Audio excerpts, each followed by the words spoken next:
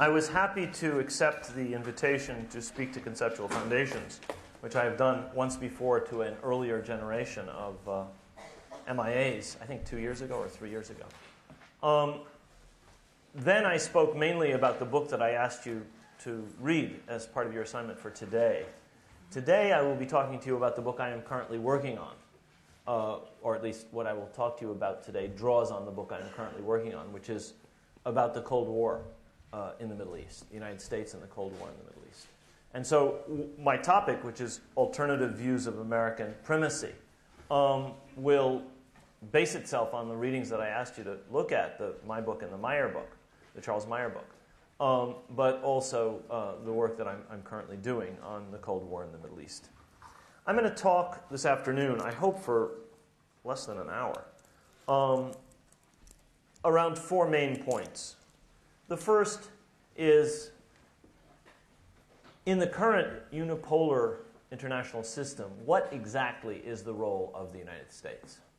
What is the role of the United States in this current unipolar system? That's my first question, first focus of this afternoon's talk. My second hinges around the question, is the United States an empire? And if so, when did it become one? And this is another question I have been thinking about for a long time. You can see it reflected in Resurrecting Empire. But it is a question I've been thinking about since I finished that book, almost 4 years ago now, 3.5 years ago.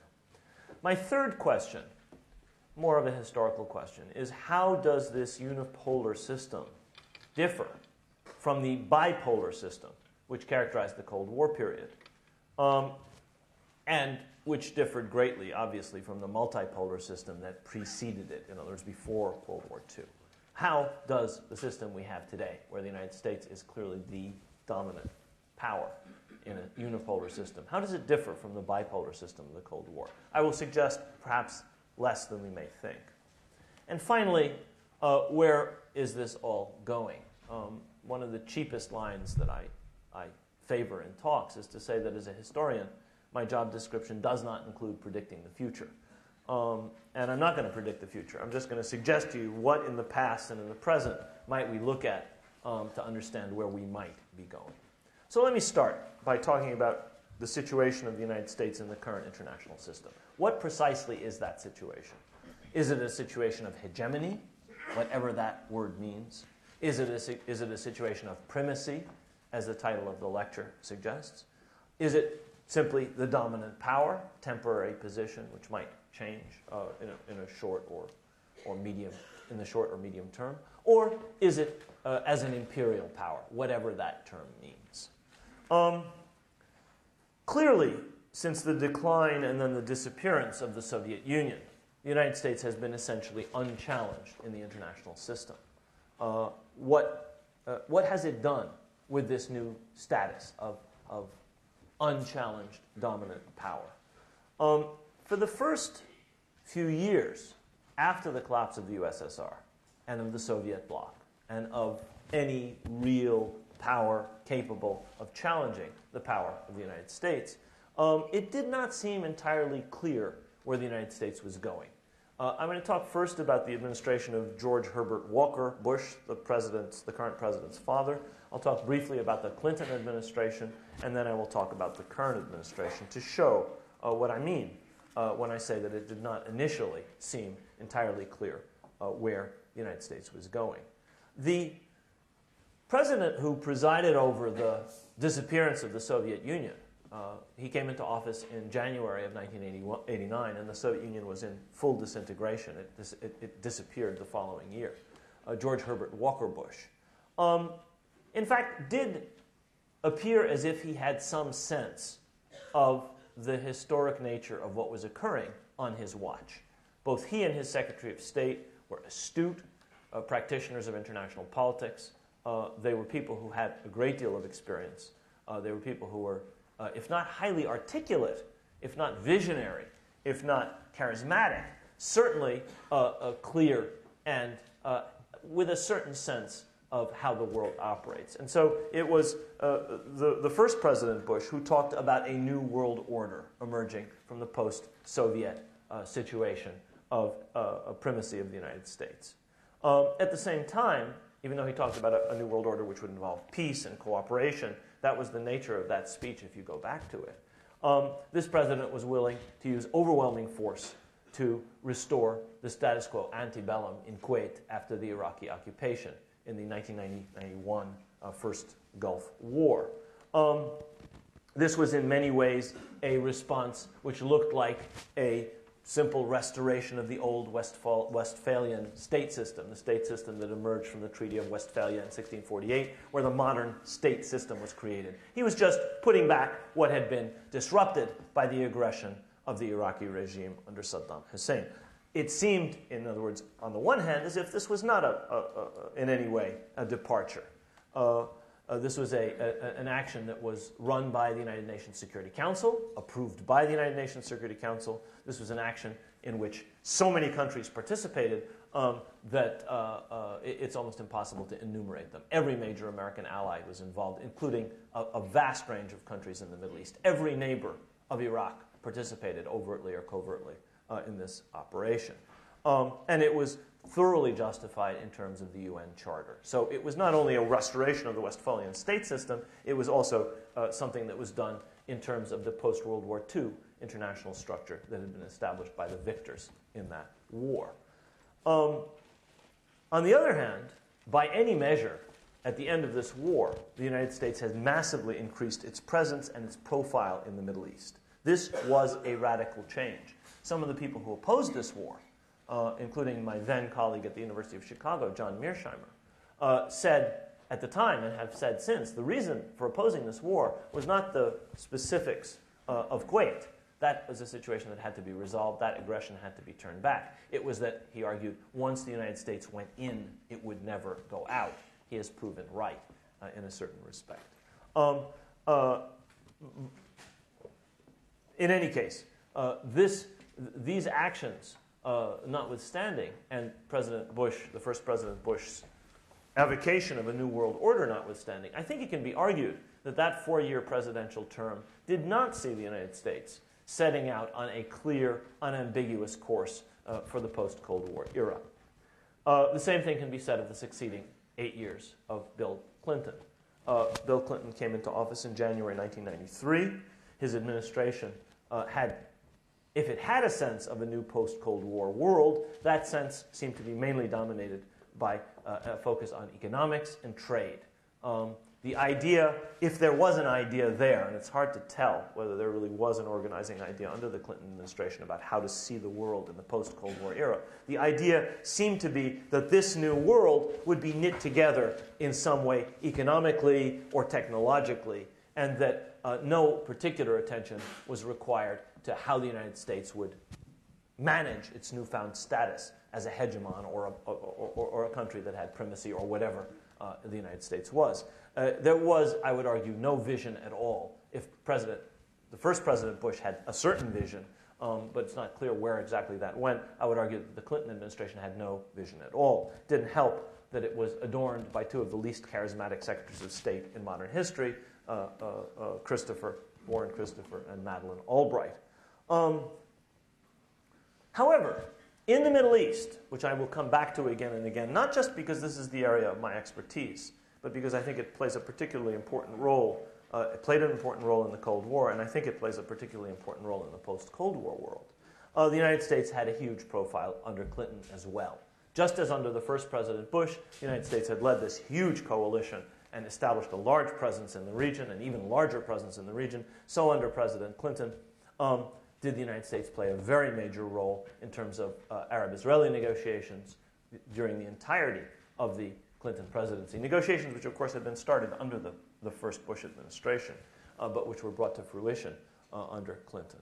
And it also maintained a ferocious sanctions regime in Iraq, which helped in the destruction of that country, the ongoing destruction of that country, which has been completed since the invasion and occupation of the country, but which was largely accomplished by the 10 years of systematic dismantling of the country's infrastructure through sanctions, as well as continuous aerial bombardment and so forth. The United States had an enormous presence. It established a Kurdish autonomous zone in the north of Iraq. It continued to fly over the country throughout and intervene militarily in Iraq, even though it didn't occupy the country, and it maintained, as I've said, this sanctions regime. All of this was to have ominous results as time went on.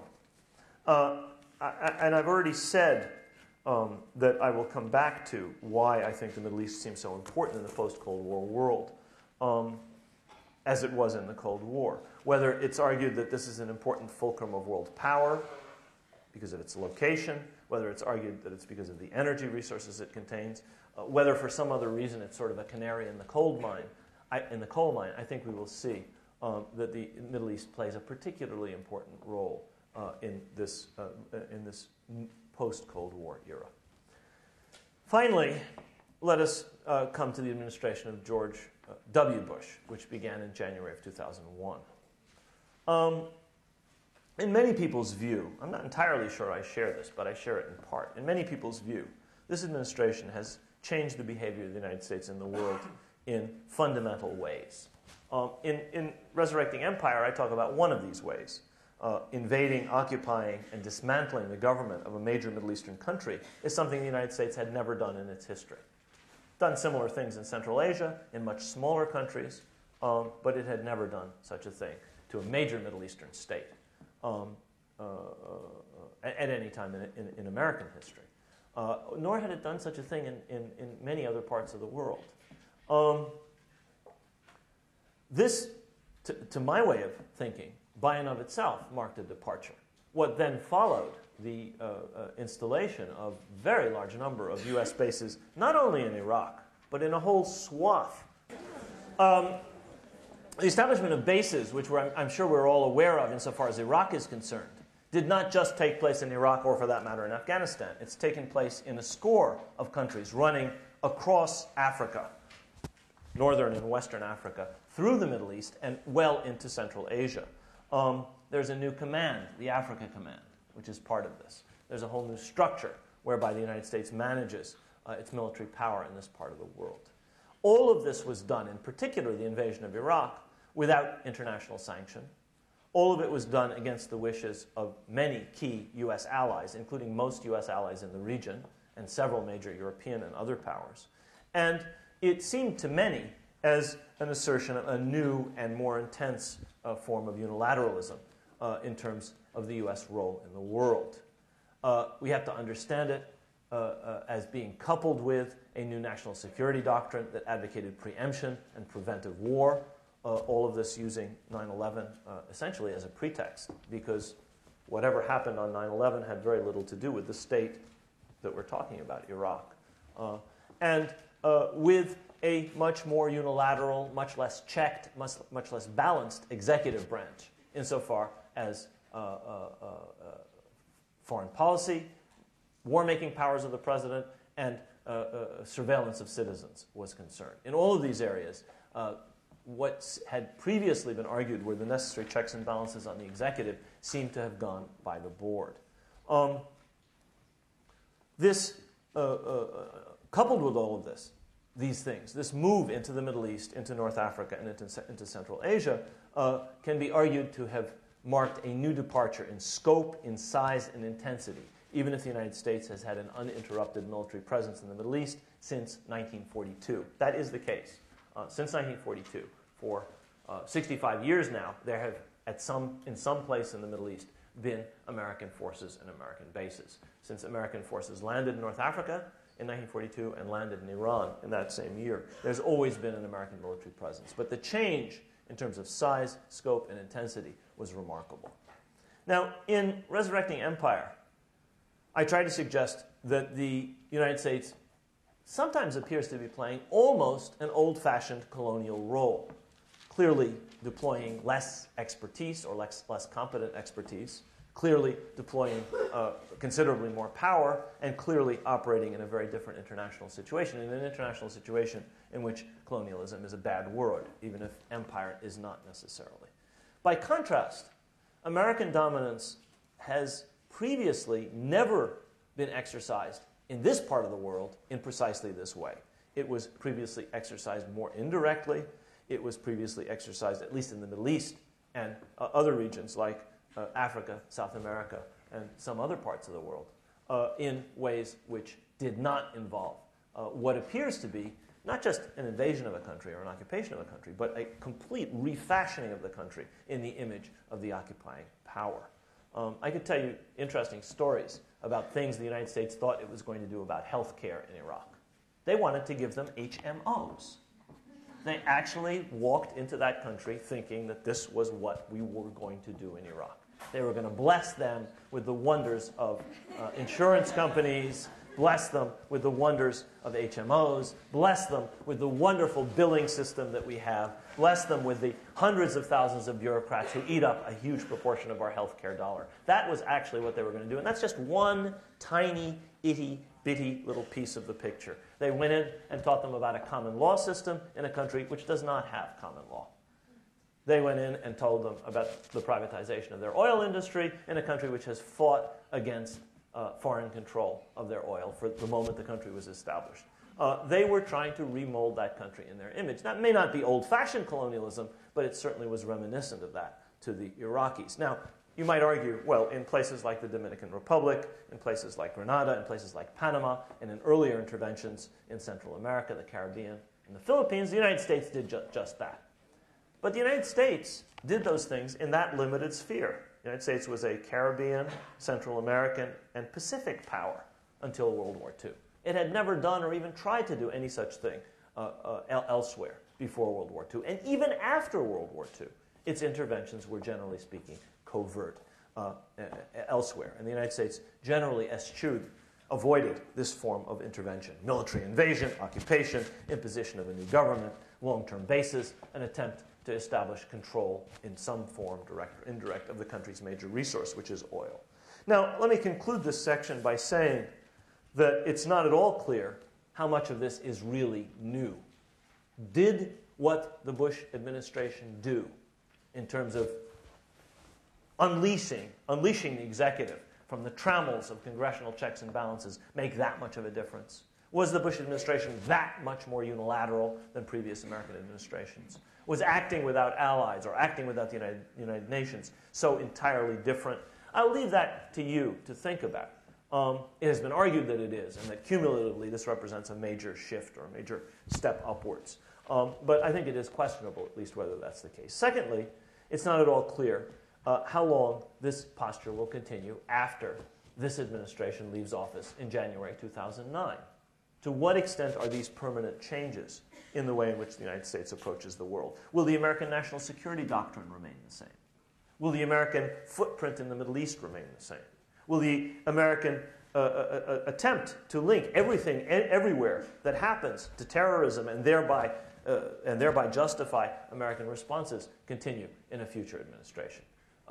Much obviously would depend on who the leader, the president, and his or her administration is, but I think these are questions that are worth asking. Finally, it's not even clear to me whether all of this is sustainable even in the short term between now and January 2009. I'm not entirely sure that we're going to see this situation continue even for the rest of this presidency. I will leave you with those questions and move on now to my second major point. Is the United States truly an empire? And if so, how did it become one? Part of the definition of empire, I mean, there are as many definitions of empire as there are definers. And I'm not going to give you mine, but I'll list a few of the factors I think probably should be considered if we are thinking about whether the United States is an empire and thinking about what an empire is. Part of, I think, anybody's good definition of empire has to do with a system of law, a legal system. Think of the Roman Empire, think of Sharia law, think of the Chinese legal system. These are clear pillars of an imperial system. Another aspect of empire has to do with culture, a shared culture that is either imposed on or is imitated on by subject peoples, or by peoples who are not necessarily subjects. Read about the way in which people across the border from the Roman Empire were in effect Romanized, and you'll see the power and attraction of an imperial culture. The Chinese and the Muslim empires are perfect examples, I think, of both processes, having very powerful legal systems and very powerful cultural attraction, which operated even across their own frontiers. Europe was in thrall to Islamic philosophy. countries all around China aped and imitated, even countries that had not been subjugated by China, aped and imitated Chinese cultural forms. Japan, Korea. Korea, of course, was subjugated by China for a very long period, but Japan never was conquered, and yet it imitated the Chinese example. These are cases where I think law, the legal system, and also the administrative system that follows from that, as well as culture, are certainly important elements in empire. And I think they're important elements in the way in which the United States relates to the rest of the world. In a book that I might have assigned to you, had I read it in time, a book by Cullen Murphy, it's really a long essay entitled Are We Rome? The Fall of an Empire and the Fate of America. The author suggests another, I think, important pillar of empire.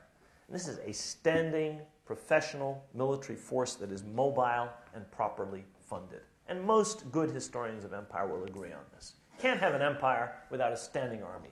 And a standing army means a sustainable financial mechanism to put troops in the field all over, in all directions, at all times, in a way that will not change with a change in leadership, a change in administration, a change in government, a change in emperor, or whatever. All of these things the United States has, obviously, plus others. And I would lay a great deal of stress on one aspect of American hegemony. Whether this amounts to empire or not is another question. And this is the post-World War II financial arrangements, essentially engineered by the United States at Bretton Woods and afterwards, establishing the International Monetary Fund, establishing the World Bank, and later on leading to things like the World Trade Organization and various free trade agreements. All of these are the superstructure of an economic system which, with the exception of the Soviet bloc for the brief period of the Cold War, became universal. They were linked to a legal system which is connected to that economic system. Obviously, that legal system didn't penetrate into other states.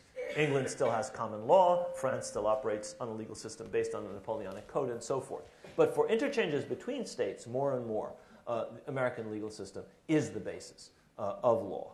And all of this, I think, indicates an enormous set of advantages for the United States. Whether, again, this constitutes empire is another question. One more characteristic of empire, and this is actually crucial, and I think this is where the debate has to center. One more characteristic of empire is a sense of mission and an acceptance of this as part of the self-view of the country, or at least of that country's elite. Look carefully at past empires. Look at the Ottoman Empire. Look at, obviously, the Rome or China, but look at the Habsburgs. Look at the British Empire. The sense that there was a mission, the sense that this is part of the way a people sees itself, the sense that this is one in a chain of empires, is clearly an important part of empire. It's not a coincidence that the British ruling class was taught not only Greek and Latin, classics, but was taught the model of Greece and Rome, and in particular, the model of Rome, such that you could have British prime ministers like Palmerston, who would say, in terms of an extension of British power in the Mediterranean, as it happened in the Don Pacifico affair of 1852, Quis Romanus sum, I am a Roman citizen, i.e., this man, Don Pacifico, who was maltreated, would be protected by the British state, just as the Roman Empire would protect any Roman citizen anywhere in the world. This sense of continuity with other imperial missions and this sense of mission is clearly part of an empire. Now, there is a great debate in this country on the topic of empire. I'm happy to see it. A lot of books are being sold. I'm happy when books are sold. I think that's a good thing. Books are good. I'm not saying internet, television are bad. Internet and television sell books, so that's very good. But it's an indication that people are thinking that there's been such a proliferation of publishing on this subject of empire. Some of it is, of course, repetitive. Some of it is turgid. Some of it is jargon-laden. But some of it is really quite intelligent. And there is a debate not just about empire in general, but from Neil Ferguson to a whole range of other authors, some of them quite eminent, the question of whether the United States is an empire and what constitutes an empire and whether we're approaching this has become an enormous topic of debate. Neil Ferguson has one of the most interesting positions in this. A British historian of British Empire is arguing that the United States is of course an empire, and saying, you nitwits, get used to it. Accept it. Shoulder the burdens that you're carrying, whether you understand it or not. You are an empire. Behave like one, for heaven's sakes. Grow up, or you have grown up. Act like you're grown up. That, in essence, is what Ferguson is saying. And it is the first time in American history that not just the Fergusons of this world, that is to say, imports from Britain who are professors at Harvard, but a whole range of commentators, a whole range of writers at all levels of society are arguing over this and saying, yes, we are an empire, or no, we're not an empire. And for the first time, the term imperial or empire is not a term of disapprobation in American public discourse.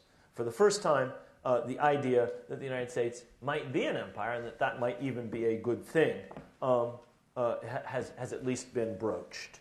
Now, anyone who knows any American history knows that the United States has always had an outsized sense of global mission.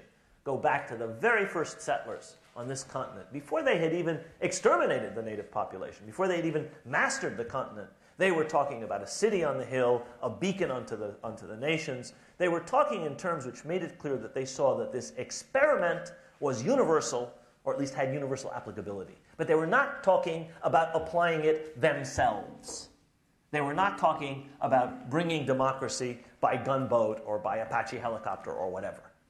They saw it as a city on a hill. They weren't going to march into the valley to the next hill. Okay? It was a beacon to the nations. It wasn't going to go and, with torches into the nations. So there was an outsized sense of mission in terms of what the United States was seen as embodying. But it was something that was balanced, always balanced in the past, by a certain native isolationism, by a deep wariness of foreign entanglements from President Washington's from the farewell speech of President Washington, the first president. This warning against foreign entanglements is a constant theme from the founders and the framers, and later from other American leaders. And it was always balanced by the checks and balances instituted by the founders and the framers. War is made by the executive. The power of the state is expanded abroad by the executive. But the executive has to get money from Congress. The executive has to operate on the basis of declaration of war to be issued by Congress. And this always functioned, at least in the 18th and the 19th century and into the 20th century, well into the 20th century, as a check on the actions of the executive. Now, I would argue that those limitations on America's unbounded sense of mission in the world are much weaker today than they have been, at least since the first half of the 20th century. There are many reasons for this. One of them is that the United States is so much more powerful. Only in World War II did Americans realize just how powerful their country was. The United States didn't even have an intelligence service before World War II. The United States had no foreign language expertise before World War II. The United States had a small diplomatic service, it had a very large navy, but it had a limited army and a limited air force. After World War II, it suddenly became the biggest in so many respects, most importantly economically. The war spurred the United States until the point that at the end of the war, the United States produced about half of the world's GDP. The United States was inordinately superior to all other countries put together in terms of many indices of raw power starting in World War II. And obviously that changed the way people saw themselves. I think one of the most fascinating historical questions is how that generation of leadership from the late 30s through the 40s changed their view of what the United States was and how it functioned in the world. And I think that that has to be understood if we are to understand not only the Cold War, but where we are today. Because that is the beginning of the linking of this outsized sense of mission of the United States, which until that point had been restrained in a variety of ways, to global power, which the United States was in a position with fleets on every sea, bases on every continent to exercise, which it did not have before World War II. The United States was a Caribbean and Pacific power before World War II. It was not a global power. It had occasionally, briefly, intervened in the world in a limited way and then withdrawn. Now it was everywhere and it stayed everywhere. And that changed everything. I think one thing I want to touch on before I go on is the linkage between war and expansion on the one hand and executive power on the other.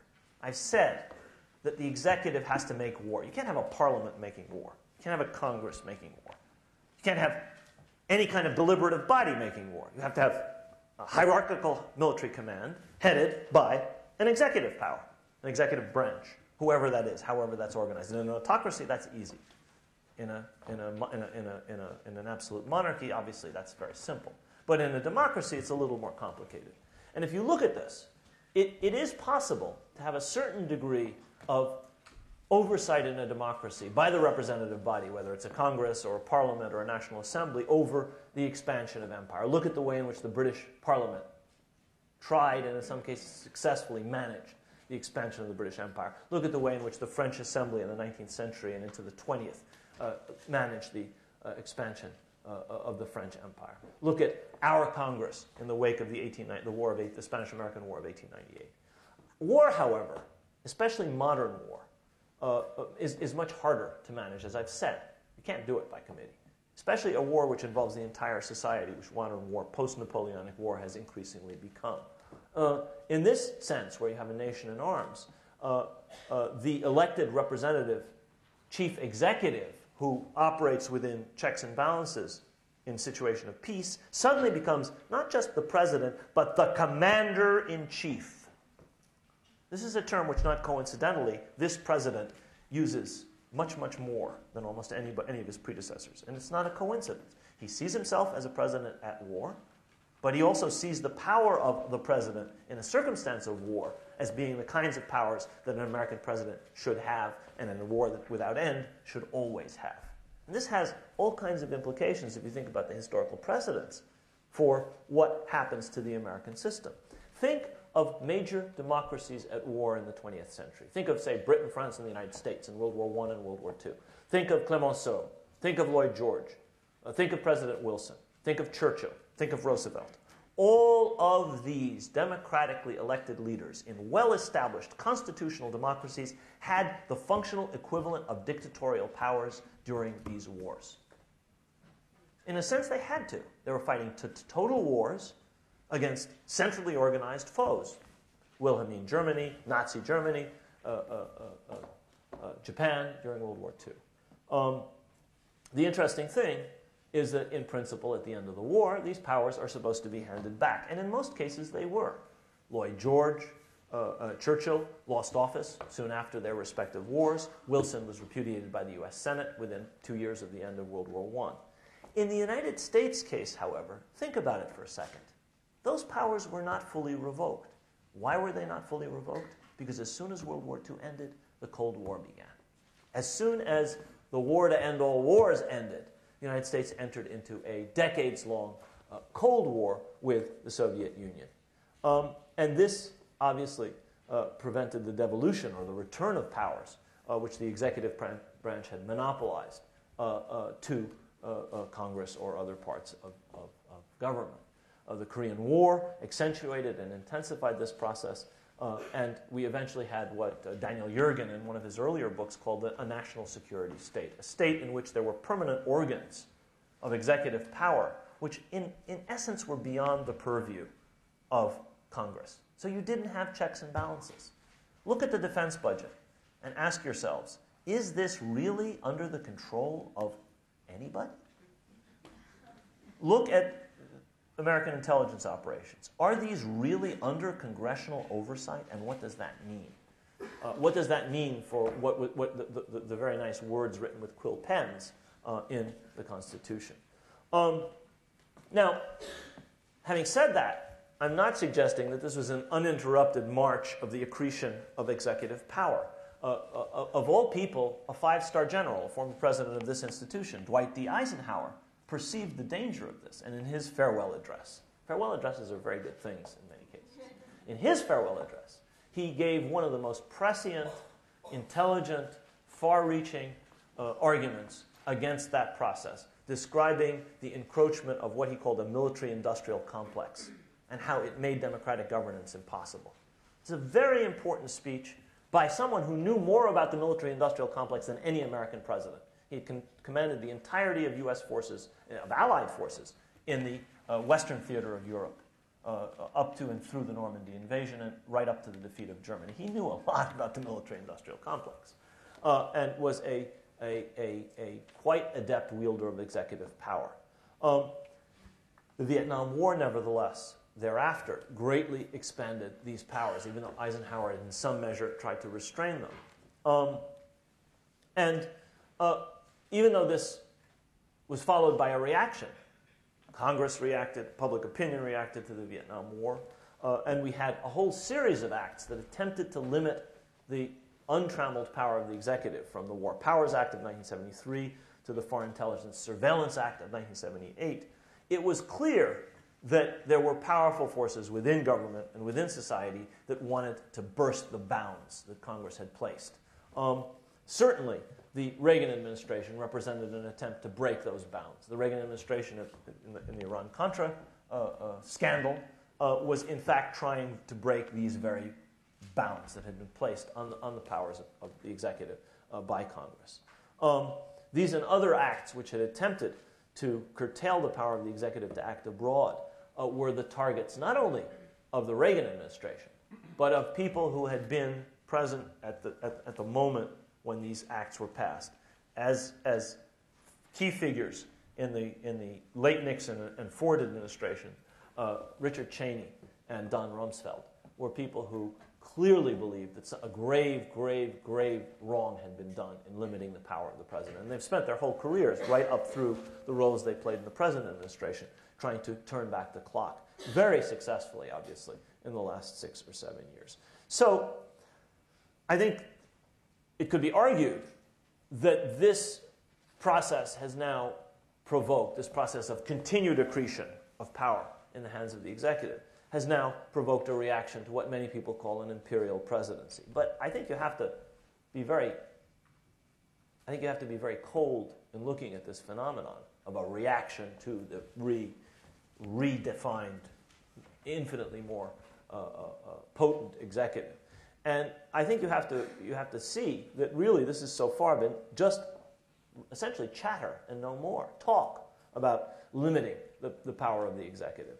So far there has been absolutely no action to reverse one single action, one single law, one single prerogative arrogated to the president by his helpers, handlers, enablers, by the Congress or by anybody else in this society. And it doesn't seem to me, from what I've seen of the presidential campaign so far, as if there will be much done in the next administration to roll back some of these accretions of presidential power. We will see. But the indices will be things like the defense budget. The indices will be the military footprint of the United States. The indices will be the power of the state to listen in on everything we say and do if it decides, for some reason, that we are a danger. And I wonder whether, in fact, we will see the kind of rollback after Iraq, if Iraq ends, as we saw after Vietnam. Let me move now to my third and last substantive point, which is the United States an empire? And if so, when did it become one? The conventional wisdom... I'm sorry, my third point is not that. My third point is how does this unipolar... I apologize. My third point is how does this unipolar system that we are now blessed with differ from the bipolar system that preceded it during the Cold War? The conventional wisdom regarding the Cold War is that the United States and the Soviet Union essentially balanced one another off.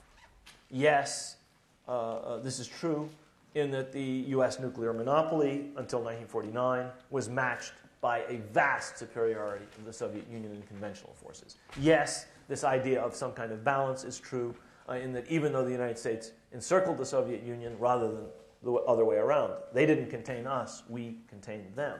The Soviet Union still had the power through its own forces in Europe or through its allies in East Asia to break out of that containment, out of that encirclement.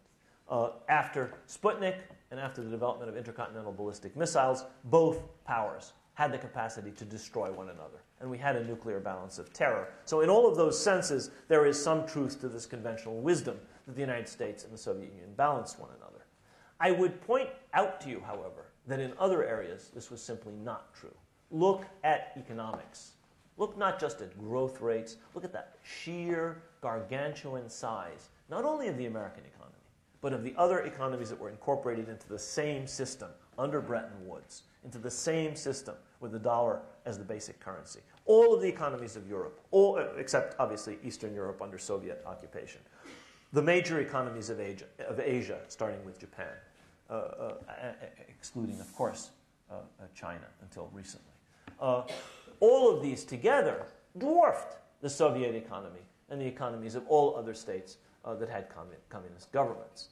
As I've said, the United States at the end of World War II had half of world GDP. Its proportion of world GDP has declined, but the proportion of world GDP within the ambit of the American-dominated economic system has always been overwhelmingly larger than that of the so-called socialist system.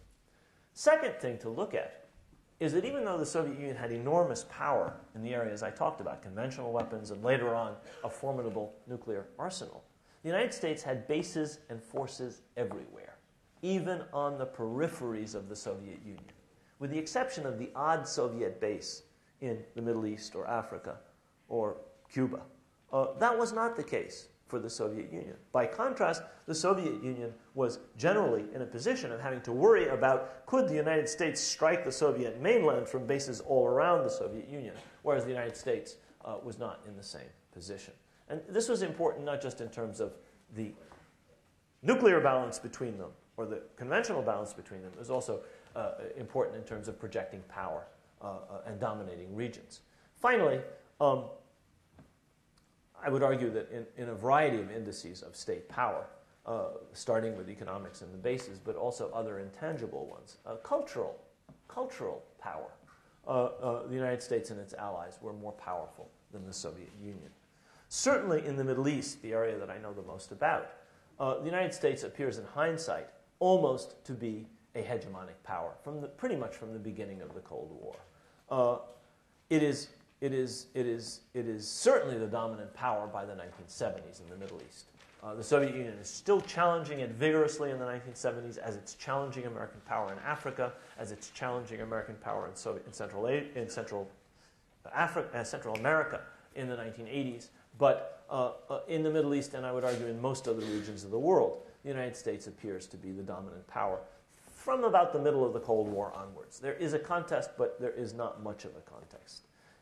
And you can see why this happens with something like the American capture of Egypt from the Soviets.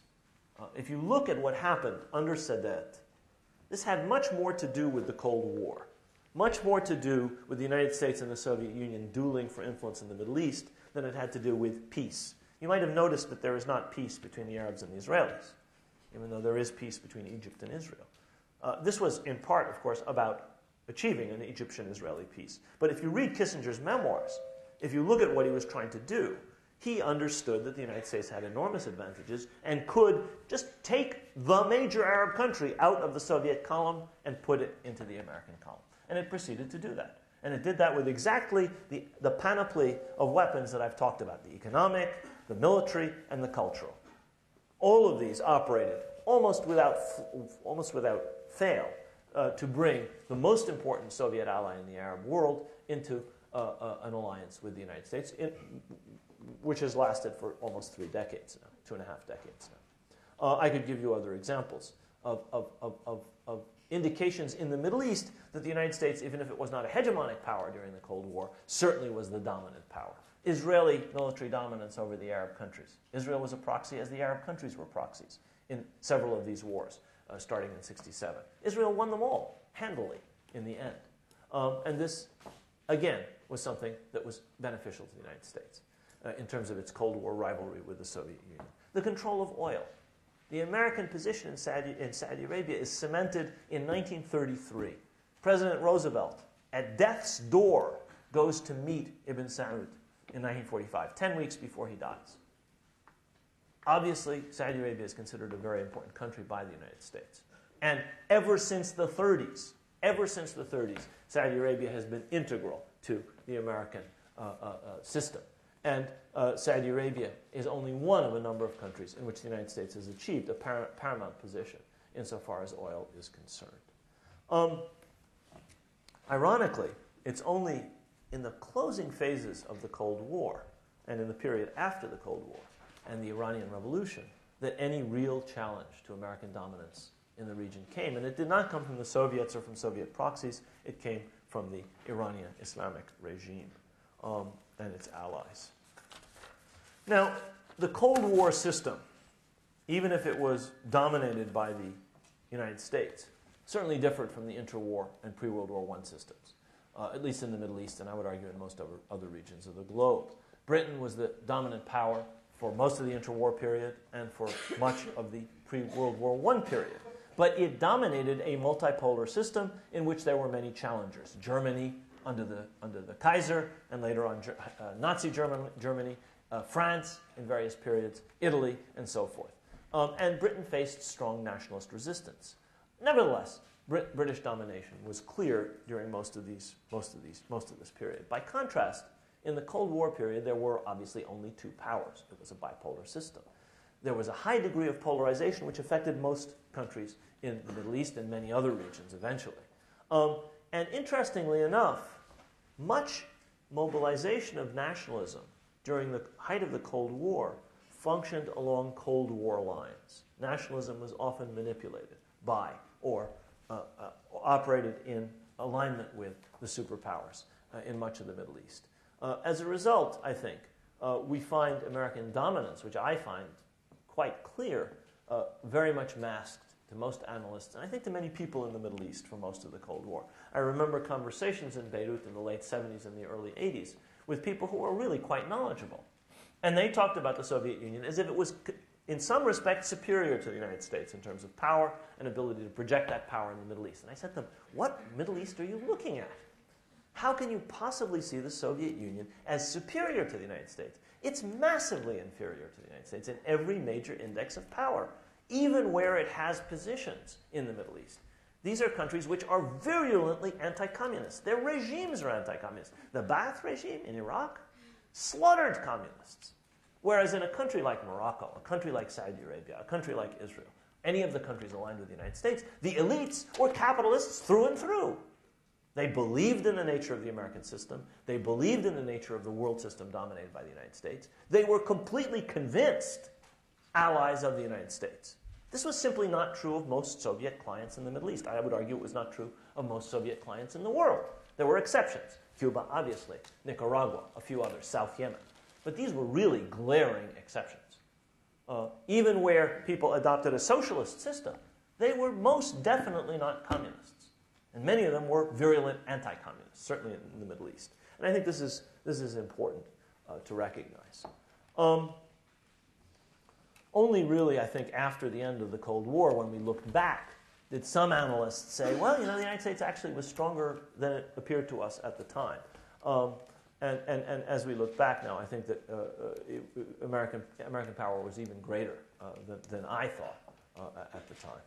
Let me conclude by talking about where all of this may take us. I repeat my injunction. I'm not going to predict the future. I can't do that. I don't do that. It's very clear, this is clear, that the end of the Cold War, which might have, and by any rational calculation should have, brought a peace dividend, which might have, and by any rational calculation should have, brought a major, profound change in behaviors and in the nature of the international system. The end of the Cold War did no such thing. It didn't bring an end to U.S. bases around the world whose existence had been justified by the Soviet threat. It didn't bring a change in the American presence in many parts of the world. It certainly didn't bring a fundamental change to the American defense budget. The Gulf War, the first Gulf War, the various interventions in the Balkans, the various ideas put forward by liberal interventionists, which seem to me to be a justification for the United States behaving in exactly the same way on different pretexts as it behaved during the Cold War.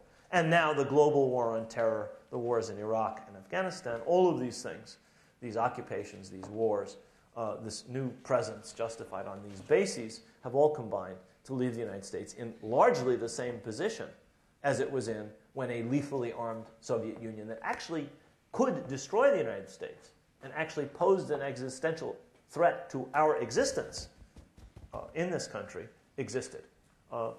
We're told that the war on terror involves a threat of the level of World War II. And I just would remind you, or the Cold War for that matter, I would just remind you that in World War II, you had powers that had ambitions to dominate the entire world, impose their system, and might have had the capability to do that. There was, in other words, an existential threat. The Cold War, similarly, involved a confrontation between powers that could have destroyed each other, both of their societies, and much of the known world. There was, in other words, an existential threat. Now, terrorism poses an awful threat to the security of many thousands, maybe tens of thousands of individuals, but it does not pose an existential threat to this society, or, as far as I can tell, most societies. It is not, as far as I can tell, by any rational calculation, on anything like the same level of danger to our existence as societies, as free people, as individuals in the mass, as either the totalitarian regimes of World War II or the Cold War nuclear standoff between the United States and the Soviet Union was. Nevertheless, we, as I've suggested, the peace dividend has not come about. The changes in behavior that I've talked about haven't come about. It's as if the engine of a car disappeared, but the car just kept rolling along without an engine. I mean, all of this was justified once upon a time by the Cold War, the Soviet threat, communism, remember? Many of you may be too young to remember. There was once upon a time a thing called communism in the Soviet Union. It disappeared 18, 19 years ago. But it was a big deal. And that was the justification for everything the United States did everywhere. Every base, every foreign aid bill, the National Defense Education Act, on the basis of which many of us were trained in foreign languages and so on. So all of this was justified by the Cold War. Cold War ends, Soviet Union disappears, nothing changes. The vehicle just keeps rolling on as if nothing had happened. Something is in there under the hood, but it's not the Cold War. It's not the Soviet Union, whatever it may be. The Cold War has been replaced by whatever it is that the United States is facing, whether it's, as some people say, Islamo-fascism, or whether it is a global war on terror, or whether it is simply several discrete, separate, specific wars in specific places and specific terrorist threats. However you define it, something holds up this system. And we now seem to be moving into what appears to be a Cold War with Iran, focused around terrorism, focused around nuclear issues, focused around a number of things. And all of this apparently serves to fulfill the function previously served by the Soviet Union, justifying a defense budget, justifying bases all over the world, justifying a forward military policy, things like the Africa Command. And if you look carefully, the Middle East is central to much of this.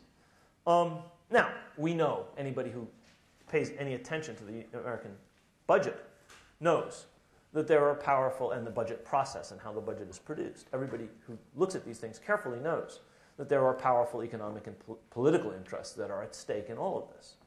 There is a plane called the FA-22 Raptor, which is built in more states than I can name, which therefore has more Congress and more senators allied to its construction than I can name.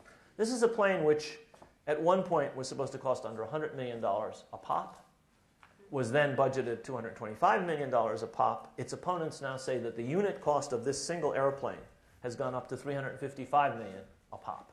Each individual airplane will cost $355 million, if this estimation is correct.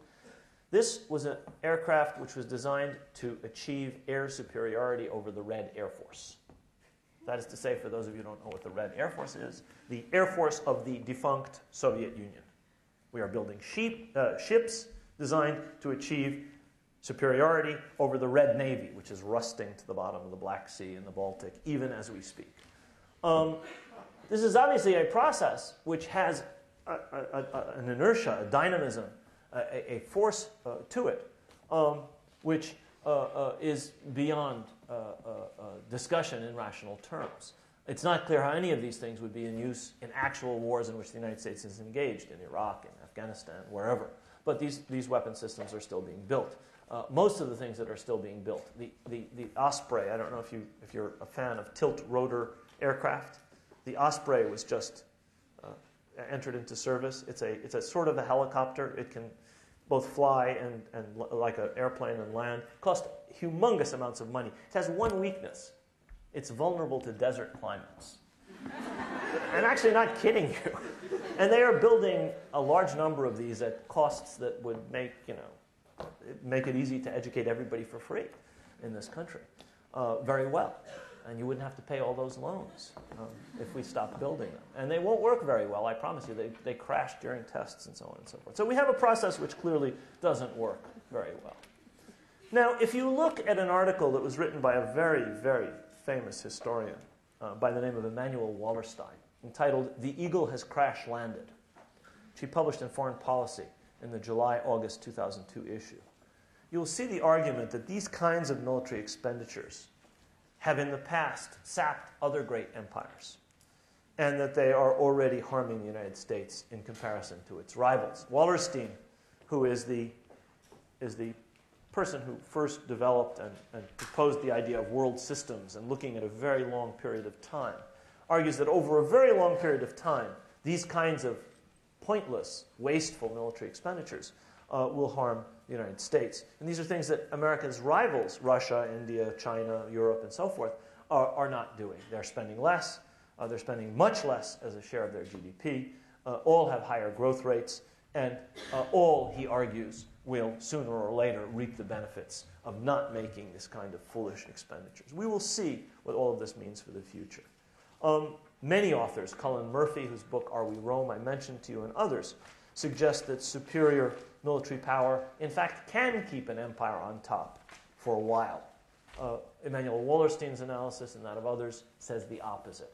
Certainly the United States has unrivaled military power. However, one of the things that the wars that this country is fighting in Afghanistan and Iraq has shown is that with that kind of overwhelming power comes the natural inclination of an opponent to use asymmetrical warfare, to use means that are not going to bring that opponent face to face with the crushing power that the United States can bring to bear. And I think the outcomes that my generation witnessed as teenagers and college students in Vietnam, and that your generation, I think, may well witness in Iraq and in Afghanistan over the medium term, will show that perhaps military power is not capable of determining outcomes always and everywhere.